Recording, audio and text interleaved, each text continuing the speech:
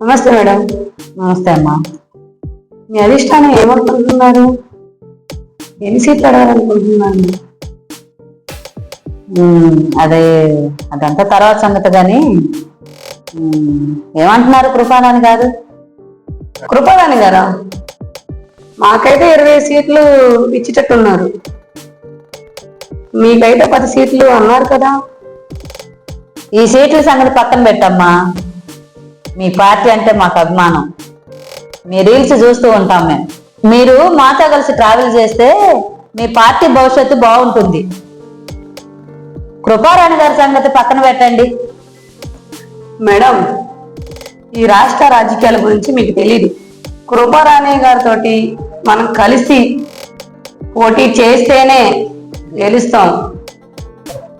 సరే అండి, కృపా గారితో కలుద్దాం. మీరు నేను చెప్పిన విషయాలు గుర్తుపెట్టుకోండి. నమస్తే. నమస్తే మేడం. నమస్తే అమ్మా. ఏమంటున్నారు మీ పార్టీ వాళ్ళు? ఓకే అన్నారు కానీ మేడం 15 సీట్లు అడుగుతున్నారు మేడం. ఏమ్మా 15 సీట్ల? ఈ రాష్ట్రంలో మీ పార్టీకి బలమే లేదు.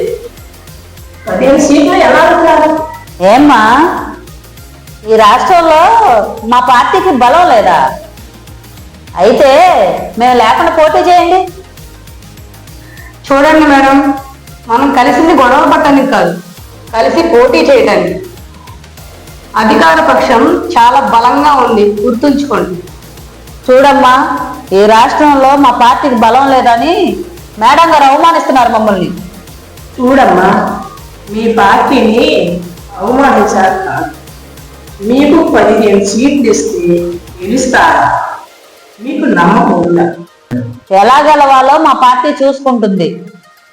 మీరు 15 సీట్లు ఇవ్వండి మాకు. ఏమ్మా మరి మీ పార్టీ సంగతి ఏంటి? చెప్పాం కాదు మేడం 25 సీట్లు కావాలని. చూడండమ్మా, మన రాష్ట్రంలో 160 సీట్లు ఉన్నాయి.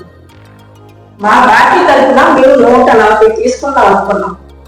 కానీ మీరు అడుగుతున్నారు కాబట్టి మేము 130 తీసుకుంటాం. మీకు 30 సీట్లు ఇస్తాం. మీరు ఏమన్నా చేసుకోండి. సర్లే మేడం, మేము మాట్లాడుకొని మీకు చెప్తాం. నమస్తే మేడం. ఉంటామమ్మా. ఏమ్మా ఆమె అట్లా మాట్లాడుతుందండి? ఈ రాష్ట్రంలో మా పార్టీకి బలం లేదా? చూడండి అమ్మా, మన కూటమి గెలవాలి కదా, 30 సీట్లు ఇస్తున్నారు. మీరు ఎట్లా 15 సీట్లు కావాలనుకున్నారు? మీరు 15 సీట్లు తీసుకోండి, మిగతా 15 సీట్లు మేము తీసుకుంటాము. మరి మీ అధ్యక్షులు వారు ఏమంటారు? మా అధ్యక్షుల వారిని నేను ఒప్పిస్తాను మేడం. సరేనమ్మా, కృపారాణి గారిని కలిసి ఫైనల్ గా మాట్లాడుకుందాం. సరేనమ్మా.